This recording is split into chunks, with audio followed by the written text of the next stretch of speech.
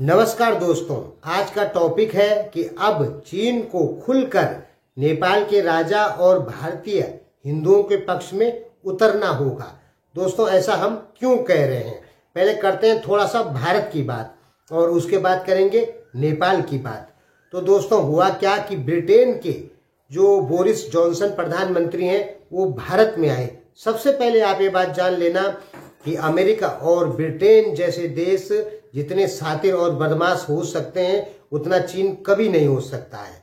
ठीक है, तो बोरिस जॉनसन जो है वो भारत आए तो वो मोदी से नहीं मिले बल्कि डायरेक्ट गुजरात गए और महात्मा गांधी का चरखा चलाया और बुलडोजर पर चढ़ गए, बुलडोजर पे चढ़ गए। ठीक है, तो इसने वो बुलडोजर पर चढ़े तो इससे दुनिया को और भारतीय हिंदुओं को क्या संदेश गया? देखिए, भारत में जो आजकल हिंदू मुस्लिम करवाया जा रहा है वो अमेरिका ब्रिटेन की ही देन है। क्यों? क्योंकि भारत रूस के खिलाफ नहीं जा रहा है, रूस से तेल खरीद रहा है, इसलिए भारत पे प्रेशर डाला जा रहा है ब्रिटेन की तरफ से, अमेरिका की तरफ से कि भारत को परेशान करें ताकि मोदी झुके और रूस से तेल खरीदना आदि कम करें, रूस से संबंध कम करें, रूस की निंदा करें। लेकिन भारत ऐसा कभी नहीं करेगा क्योंकि रूस भारत का सबसे सच्चा और पुराना मित्र देश है।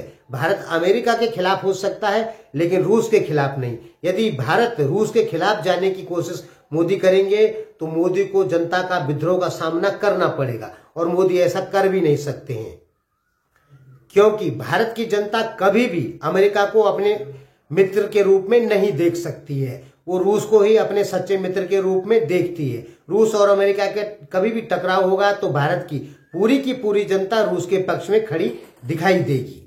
तो इस बार बोरिस जॉनसन जब बुलडोजर पर चले, पहले तो आप जानते होंगे कि बुलडोजर का मतलब क्या है। देखिए, इस समय क्या हो रहा है कि जो मुस्लिम अमेरिका ब्रिटेन के कहने पर जो मुस्लिम संगठन भारतीय हिंदुओं पर हमला कर रहे हैं या कुछ कर रहे हैं तो उनके साथ क्या हो रहा है कि उनकी संपत्तियों के ऊपर भारत सरकार बुलडोजर चला दे रही है।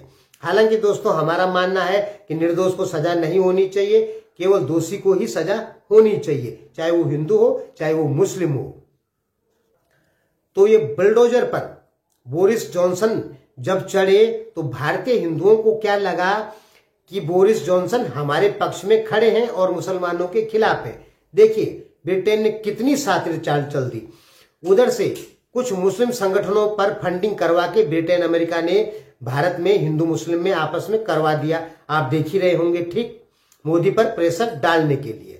और दूसरी तरफ से बोरिस जॉनसन भारत आए और खुल्लम खुल्ला मोदी को धमकी दे गए और भारतीय हिंदुओं को बेवकूफ बना दिए। कैसे बनाए समझिए।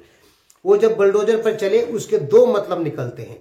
भारतीय हिंदुओं की नजर में उसका मतलब ये निकलता है कि बोरिस जॉनसन कह रहे हैं कि यूरोप ब्रिटेन आपके साथ खड़ा है, भारतीय हिंदुओं हम आपके साथ में खड़े हैं, आप मुसलमानों के खिलाफ कुछ भी कर सकते हैं, हम आपके साथ खड़े हैं। बुलडोजर पे बोरिस जॉनसन के चढ़ने का यही मतलब निकलता है हिंदुओं की नजर में। अब दुनिया की नजर में क्या मतलब निकलता है, मोदी की नजर में क्या मतलब निकलता है और हमारे जैसे लोगों की नजर में क्या मतलब निकलता है। देखिए, बुलडोजर पे चढ़े तो जब ब्रिटेन के प्रधानमंत्री भारत आए हैं तो पूरी दुनिया की मीडिया इसको कवर करेगी। ठीक, तो वो आते ही बुलडोजर पे चढ़ गए क्योंकि पहला ही समाचार दिखाया जाता है पूरी दुनिया की मीडिया के द्वारा। तो वो बुलडोजर पे चढ़े तो पूरी दुनिया जानने की कोशिश करेगी कि बुलडोजर पे क्यों चढ़े। तब उनको समझ में आएगा कि भारत में जो मुस्लिम लोग हैं उनकी संपत्तियों को भारत सरकार बुलडोजर से नष्ट कर दे रही है, यानी भारत की छवि बुरी तरीके से खराब करने की एक रणनीति है ब्रिटेन की और भारतीय हिंदुओं को बेवकूफ बना दिया। यानी अब दुनिया की मीडिया में लिखा जाएगा कि भारत सरकार अल्पसंख्यकों पे अत्याचार करती है, उनकी संपत्ति को बुलडोजर से उड़ा देती है। क्यों? दुनिया के समाचार पत्रों में क्यों आएगी ये चीजें? क्योंकि बोरिस जॉनसन भी तो भाई महाशक्ति देश ही समझ लीजिए आप ब्रिटेन को, ठीक है, तो महाशक्ति यानी यूएन का जो परमानेंट मेंबर है उसके उस देश के प्रधानमंत्री हैं, छोटे मोटे आदमी नहीं।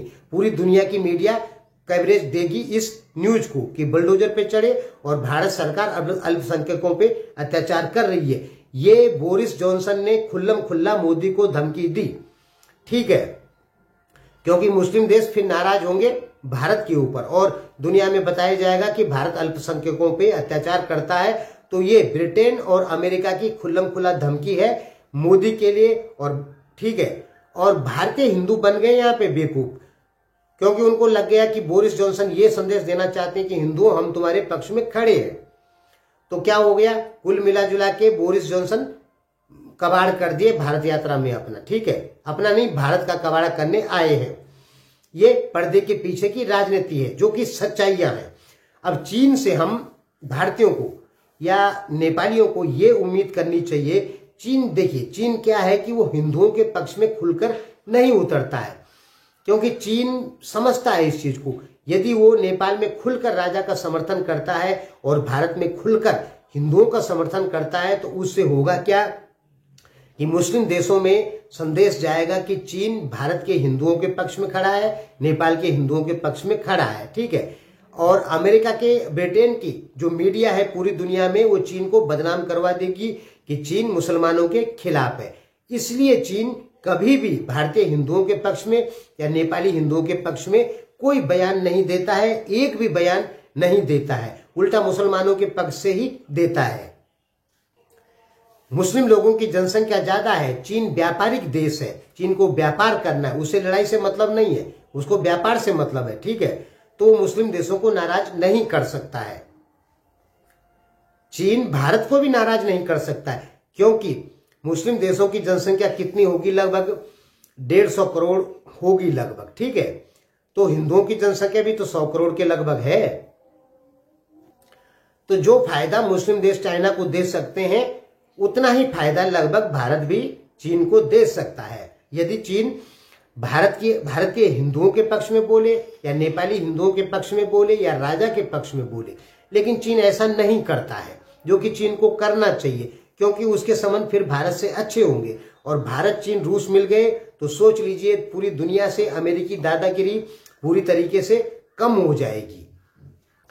आपने देखा होगा कि चीन का एमसीसी के विरोध में बयान तो आ जाता है, लेकिन नेपाली किंग के पक्ष में आज तक एक भी बयान न तो चीन की मीडिया ने दिया है, न चीन के कम्युनिस्ट पार्टी के किसी नेता ने दिया है, न हाउ यांकी ने दिया है। यानी नेपाली राजा के पक्ष में एक शब्द भी कभी चीन ने नहीं बोला है। चीन यदि नेपाली राजा को नेपाल में लाता है, हिंदू राष्ट्र बनाने में नेपाल की सहायता करता है, तो इससे भारतीयों के लिए एक अच्छा संदेश जाएगा कि चीन हिंदू विरोधी देश नहीं है, ठीक है।